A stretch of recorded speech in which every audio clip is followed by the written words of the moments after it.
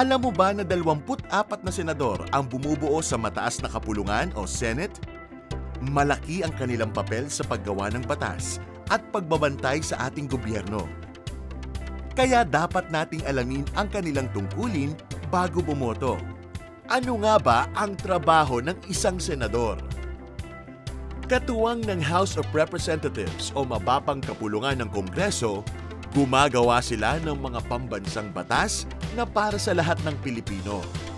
Tinitingnan at inaaprubahan nila ang pambansang budget upang matiyak na tama ang paglaan ng mga pondo.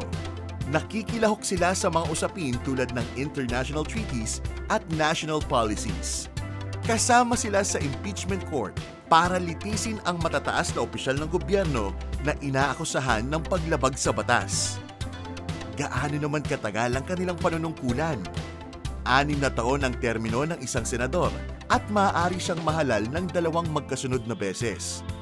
24 ang senador ng Pilipinas, pero 12 lang ang inihahalal natin sa bawat 3 taon sa bisa ng transitory provision ng 1987 Constitution.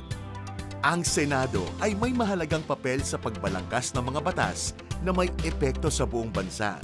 Kaya bago bumoto, suriin ang kakayahan ng bawat kandidato. Ang may kaalaman, may case sa tamang pagpili. May case sa eleksyon.